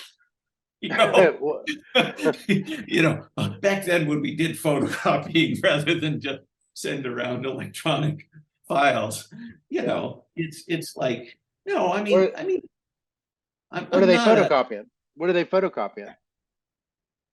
Oh, old Mormon, Oh, Mormon documents and stuff. There's stuff that, there's stuff that Brigham Young said in the 19th century that's kind of inconvenient for the Mormon church leaders now. And the internet made them have to admit this to some level, right? The internet made it just too easy to find this stuff. But back in the 90s, what I'm talking about, it was not so easy to find this stuff. And so the Mormon church had a policy of trying to play it down and hide it to the extent it was possible to hide it. And that's and that kind of policy was that like one of your first chinks in the armor a little bit? That didn't bother me so much. It was the fact that when people tried to talk about this stuff and bring them to light, that the Mormon church would punish them. Right.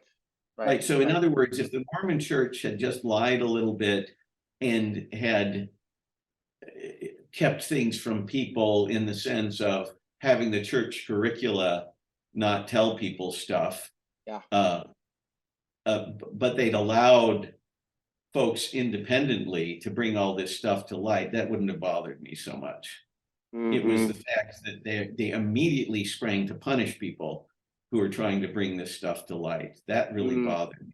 What does it mean to punish? What does it mean to punish in a voluntary organization like that? Oh, well, I mean, it's kind of what I said before. So first of all, you've got BYU professors they can fire. They get fired, right? Okay. So they can do some of that. So you have a few church universities. You have what's now, BYU Provo, BYU Idaho, what's now called BYU Idaho, and BYU Hawaii.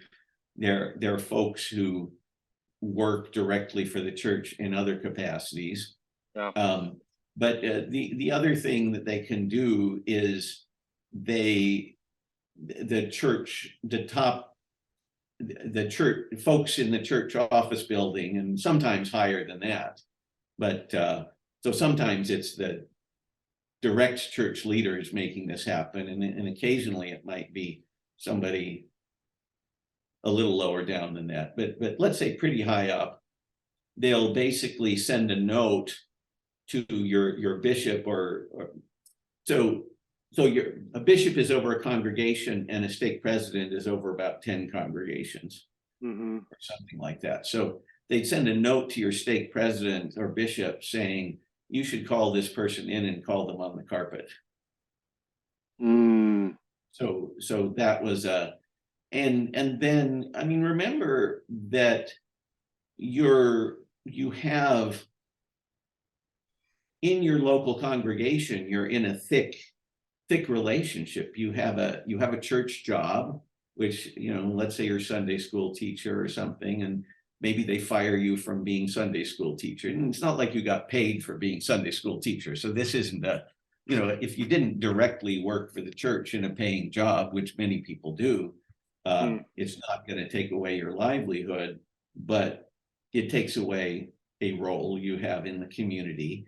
They could say, we don't want you to pray anymore in church, or that's the moment I left the church, was when he said, okay, you can no longer teach any classes, and you can no longer, do things like, I mean, I wouldn't have made a big deal about praying in church, but not being able to teach classes, it's like, I mean, I don't enjoy listening to what everybody else is saying anymore, because I believe very differently. And I thought, and it was still fun for me to teach church classes. So it's like, okay, you're taking away the one thing that I enjoy.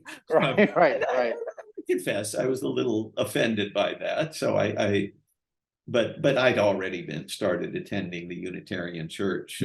I'd go to the Unitarian church, and then I'd show up at the Mormon church just to teach a Mormon church class. When I had one. But yeah, you're taking away people's roles. You might officially throw someone out of the church. That's called excommunication. you might the other thing the Mormon Church has, this is probably more detail than people want, but there are even apart from hierarchical stuff, there are two levels of membership in the Mormon Church. There's the basic membership. This is not how they describe it, but there's the basic membership, and then there's having a temple recommend. And to be a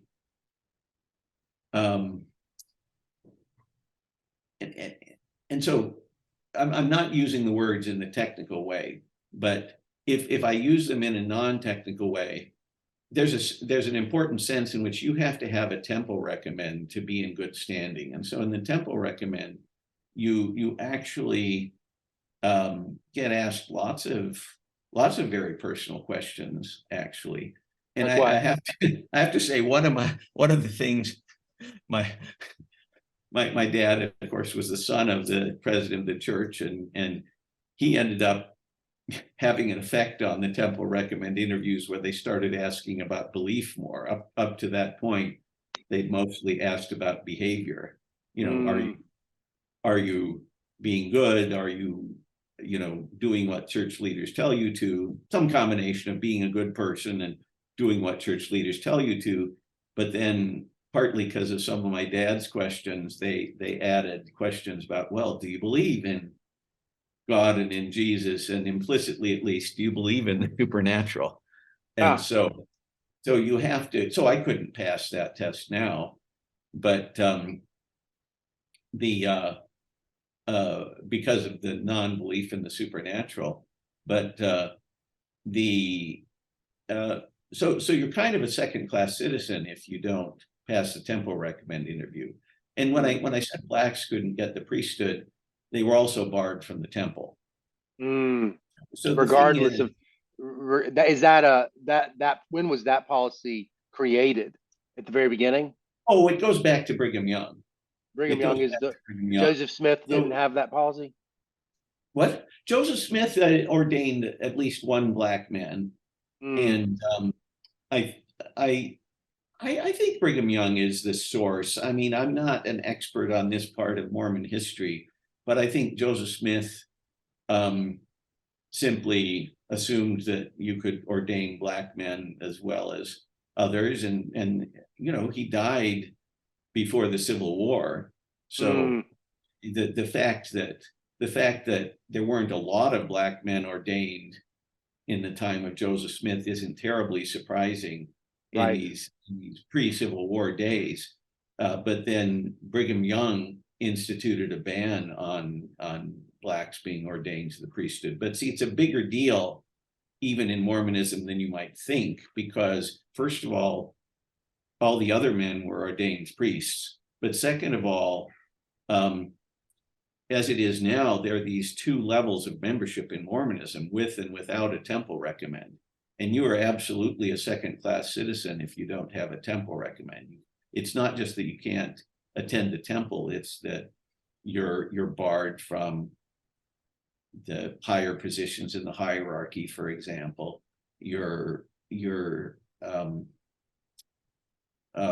Well, I mean, it's not surprising given that you put a lot of effort into evaluating people once a year with a temple recommend, and then you're going to use that for lots of other purposes because you put a lot of effort into gathering some information, and so then it gets used for all kinds of things. And so one of the ways they can fire people from BYU is that I think they have a requirement that to be a professor at BYU, you have to hold the temple recommend. And the only reason, and that's endogenous, because the only reason you wouldn't have the temple recommend would be some revelation that came up in the meetings.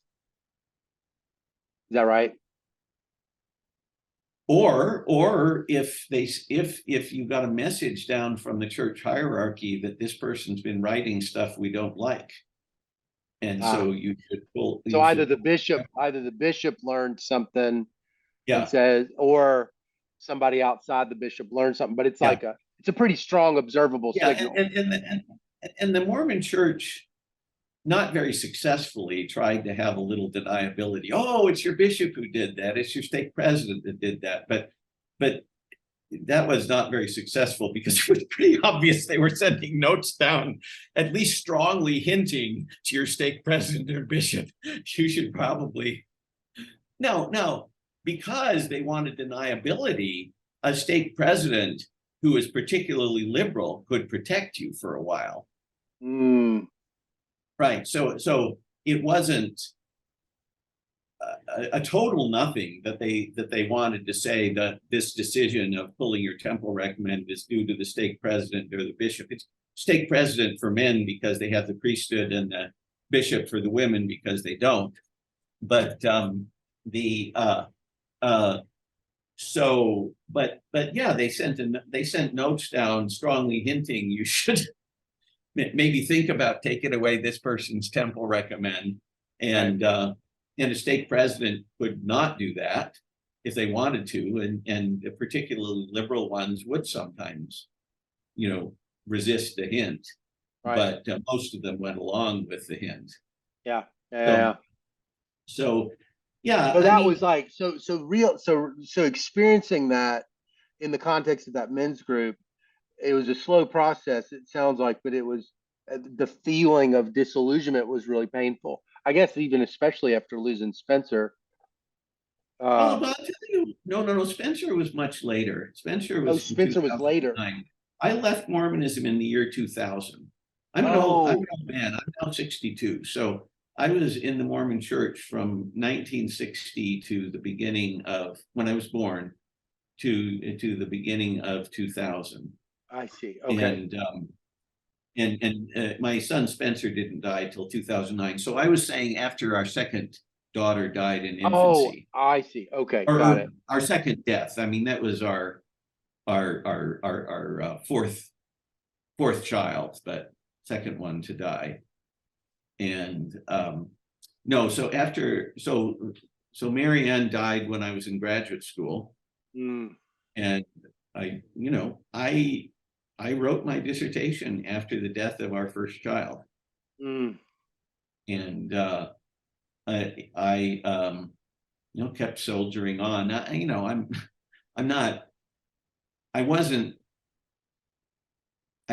I was not as psychologically deep in graduate school as I hope I am now. So I was not grieving as effectively as I could have. I wasn't as in touch with my emotions as I should have been then. But I tried to grieve and everything, but mostly I just, okay, I'm going to move on.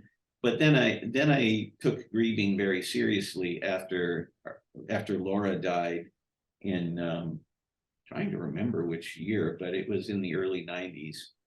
And I remember because it's 2 years before our youngest was born, so 1991. So 1991 died, and then it was an interesting period of Mormon church history. So one of the stories that I should tell in relation to Mormonism was this is a story of outside offers I've had. So when I had 2 years, when I got out of when I was on the market before I got my PhD, I had interviews most places, and I did a lot of flyouts, and I got a lot of offers, but I was hoping for offers at a higher rank than I got. I think in Northwestern and Michigan were the highest ranked place. I guess Columbia too, though. I leaned more towards smaller towns than New York at the time. But so those were kind of the highest ranked places that I got job offers. And I got a job offer at BYU at the time too, but didn't take that terribly seriously. But it's like if at that point I had gotten an offer at Princeton, I would have gone there in a heartbeat. But 2 years later, when I did get an offer at Princeton, I decided against going there. Now, at the time, being a believing Mormon, I prayed about it. About it. Now, as I look back at that, I do think for me, as for many people, I think prayer was a way of getting in touch with my, with my own objective function at a deep level. And so as I interpret it now, that praying helped me get in touch with the wisdom I had somewhere in my brain that I don't think I do well under high pressure. And so I knew I could fairly easily get tenure at Michigan. In fact, at my third year review, the issue was my teaching. They said, "Oh, don't worry about your don't worry about your publications, just worry about your teaching." But I didn't go to Princeton then. I mean, this was an untenured offer, and if it was a tenured offer, I would have obviously to me even now I would have gone there. But then as is usual when you're at a place for a long time, your salary falls behind. With it's typically only outside offers that keep your salary up to in line with the better ones of your colleagues. And so I got a little disgruntled about my salary having fallen behind in the late 90s. And so I got this bright idea, why didn't I go to BYU? And they were very eager. The economics department there was very eager to have me. And there was an economist who is the dean of social sciences whom I negotiated with directly. And I got what I thought was a pretty good offer at the time, though salaries have kept going up in economics. I mean, at the end of the day, it was not so unusual, but it seemed like a rich offer to them. But I was trying to see if the game was worth the candle, because I knew I'd have to subject myself to an orthodoxy test. And I was a fully believing Mormon still at the time. This was in 1997. On the other hand, I'd had all these liberal Mormon influences and so on. So I failed the orthodoxy test at the hands of my actually at the hands of my dad's first cousin, who's a high Mormon official, Hal Eyring, or Henry B. Eyring. And so I failed the orthodoxy test. I had an interview to test my orthodoxy with the president of Brigham Young University and with Hal Eyring, who's still a high Mormon church official. He's still alive. And this is probably the first time I've told this story publicly. I mean, at the time, I think it was the president of BYU kind of called me to say, "Oh, you're not going to tell this story, are you?" And but it's been enough years. So I said, "Oh no, I wouldn't do that." But it's been enough years. I'm not gonna don't feel bound by that anymore. It's ancient history. I don't know how much they care about it anymore. But anyway, when I was a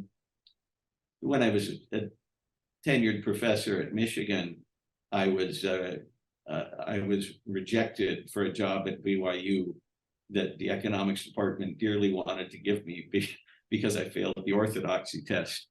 What do you think was what questions, if you had to look back, do you think you probably failed? Oh, well, it was my support of the independent Mormon magazine Sunstone. That's what they actually talked about. Now they had a file on me with some other things in it, because but even that was things I'd said in relation to a Sunstone symposium. So I think what's Sunstone? What is that? What's Sunstone?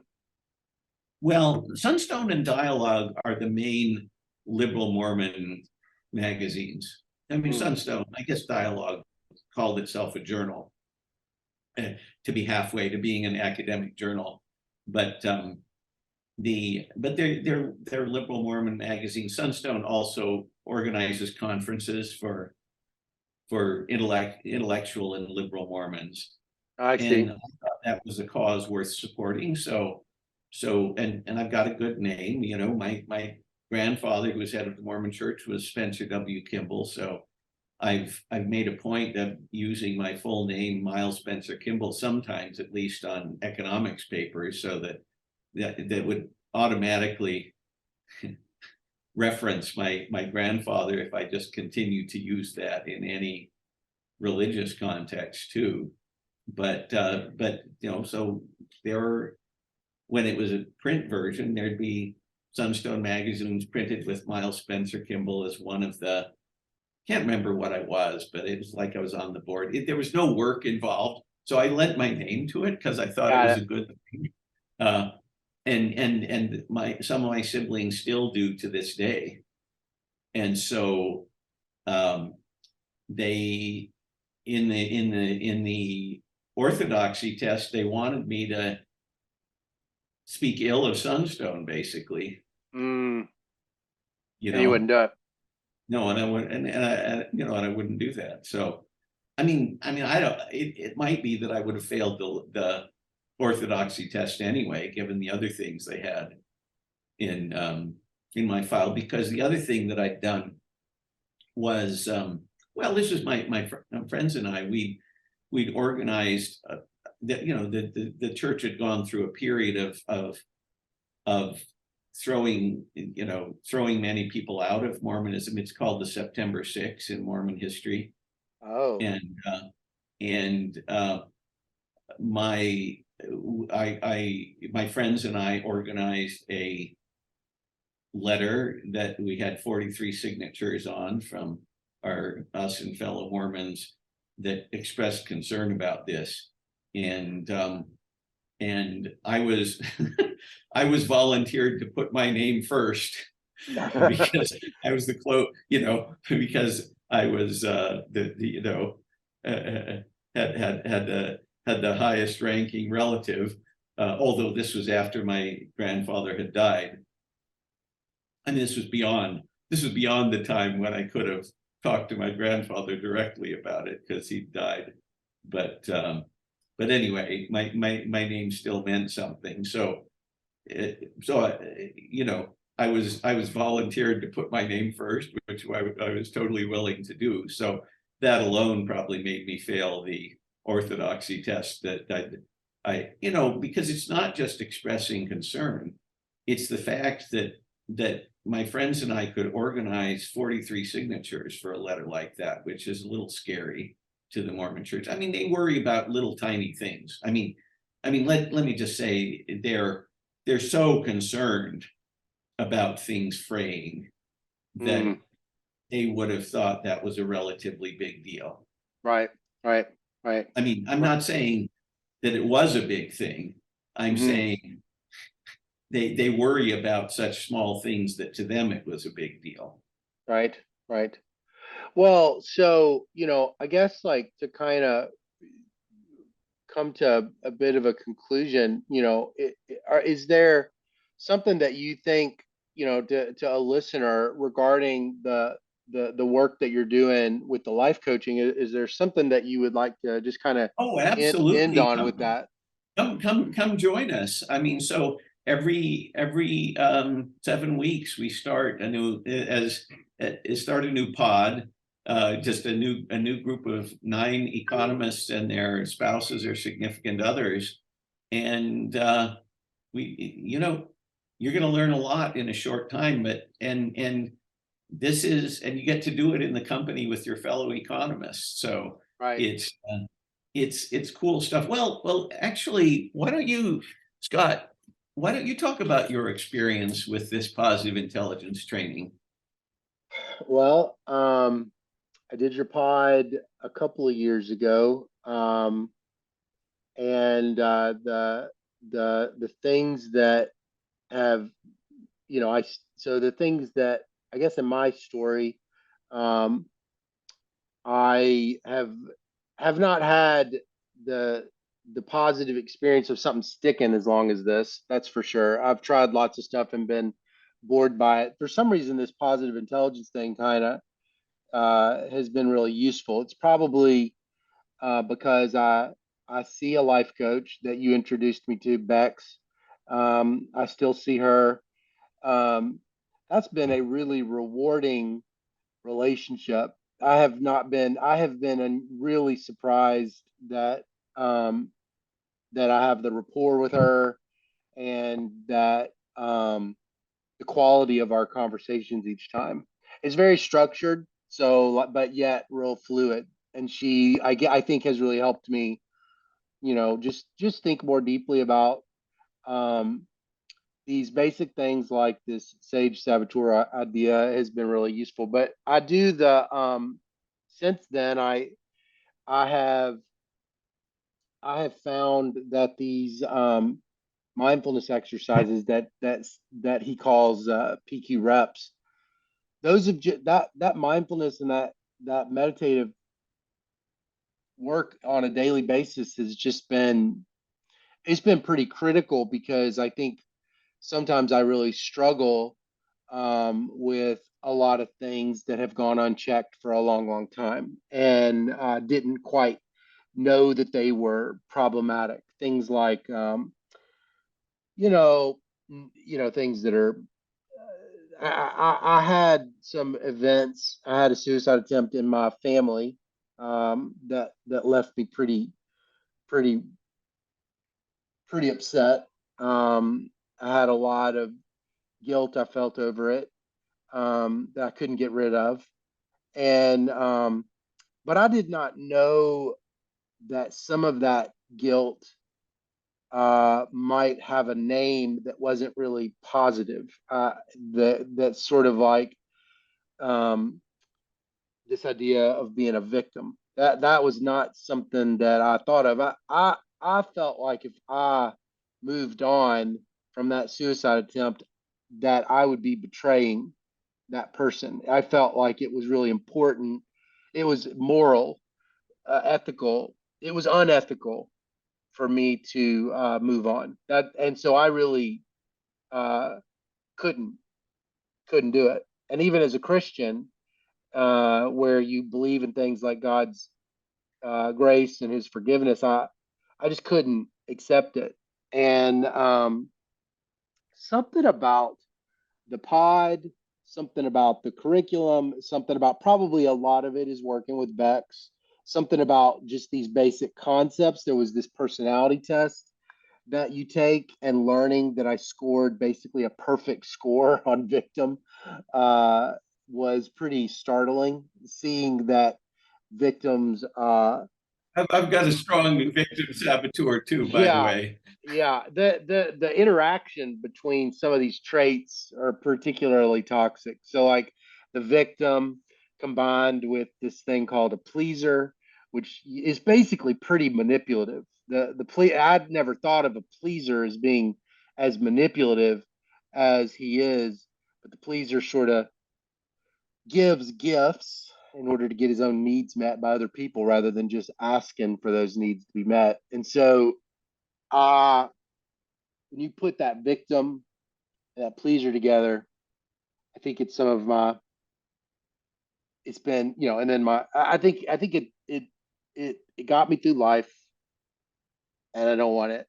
And so, and then I have other things. So I'm always learning more things about myself. So I recently retook the test and scored very high on restless saboteur. Hey, Uh, can I say a yeah, little bit about what I learned from this? So yeah, one of the things people learn a lot, even just from doing the saboteur assessment, and you can do that online. I hope we can put like 3 links in here. We can put a yeah, link to this saboteur test, which you could do without doing anything more in the yeah, program, and you learn something from it. And then 2 links to, I've got a blog post describing the program, and which again I do free for economists. This is like a market value of $1,000 that I'm trained, I can do it free for economists and their families. And then there's testimonials. Many economists have done this and have did it. It's been about 150 economists plus their and family who've done it so far. So there are quite a few testimonials too. So I hope we put those links up.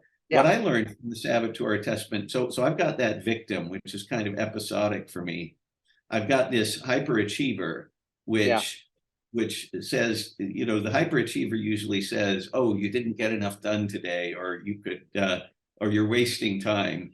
That's my hyperachiever. And then there's a hyper rational, which, for somebody like me who identifies as an intellectual, that was a little hard at first to identify. But in fact, it has been a blight on my life, because I grew up having the other, other people thinking, oh, Miles isn't fully human, or talking like that. It's like I once had somebody said, oh, I realized from that interaction I saw that you really do care about people. Okay, great. It's like, okay, so backhand compliment if there ever was one, but I thought I cared about people all along. But anyway, and then the one that was the biggest surprise was the controller saboteur. So it's like, probably obvious to everybody else, but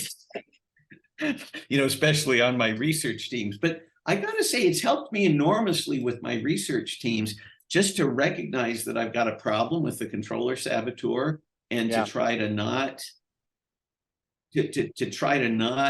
tightly run the show too much. Right. And so I've got to say, it's just helped enormously with our research team. It's like I'm giving space for the other people to be creative rather than smart too. It doesn't make me be any less creative, and it gives space for them to be creative, and we get to better ideas as a team. And that I really account for, my dealing with my controller saboteur. And hey, everybody I work with that I can convince I have do this positive intelligence program. And actually, I've had a lot of people on research teams I'm with do the positive intelligence program, and some of them get other coaching. So Bex, who is Scott's coach, is somebody we still have a group of coaches who still meet every week to talk about positive intelligence. So I see Bex all the time. But anyway, wonderful. She's a great coach. Wife is a coach, and so this positive intelligence training, in addition to being hugely valuable in its own right, is we offer along with it a free coaching session, so you can see what that's like. And so some people decide to go further and do some of the one-on-one coaching, but most people do the 6 weeks program, and they find it very valuable. In fact, a lot of people find it so valuable that the pod keeps meeting, even without Gail and me, even after we've gone on to do the next pod. Quite a few of the pods actually found it so valuable that they keep on meeting. But anyway, I hope we'll put some good links on there, but do take a look. And this is something, and I'll put you on the waiting list. I'm hoping along the way to convince folks like Scott to become fully trained Economist coaches too, so we can ramp up the speed of doing this positive intelligence training. So Scott has alluded to this a little bit on Twitter, but that coaching training is really cool stuff. And like I said, for anyone who's gotten a PhD, it is a breeze compared to that. It's like a tenth the effort, and you can have really fabulous skills that, believe me, they're skills that come in handy in advising students, for example, in dealing gracefully with colleagues, in not being miserable yourself. And one of the things, I coach a few people directly. I don't have time to do a lot of one-on-one coaching, so I'm doing it. I'm doing the positive intelligence circle, and then I have a very small set of people I coach. But it's a really cool thing. It's a real privilege to have a ringside seat at someone's life. And I got to say, the coaching relationship makes everybody look good. It makes the coach look good. It makes the person being coached look good, because you get to see people's highest aspirations and what they really care about. I think human values, human desires at the deepest level are really beautiful. As economists, what's the job of economists? Being a coach is the same job as an economist, because economists do have two jobs. One job is understanding how the world works. But the other job of economists, which is a little bit more policy related, is helping people get more of what we want. Helping people get more of what they want. That I love the fact that economics is deferential or non-paternalistic to what people want. And coaching is very much deferential and non-paternalistic in the same way. It's like you talk to people about their values, that's identifying what they want and try to help them get more of what they want in their life. And same job as economists. So it's fun. It's fun being an economist coach. And I wish there were more economist coaches in the world. And Scott, you need to do it. The world needs more economist coaches. You could make a big percentage increase in the total number of economist coaches in the world if you make that leap. I'm definitely interested. I definitely am interested. I definitely am. Well, it's been so nice to learn your story, Miles, and hear just the life journey that you've been on, and the unique perspective that you have on life and career, and the gifts that you've learned from all this, and what you're trying to do with that now through the positive intelligence stuff. I've really enjoyed our getting to become friends. So it's also just nice to get to talk. It's been fun, Scott. Yeah. Gonna see us through. Honey, you need me. Baby, I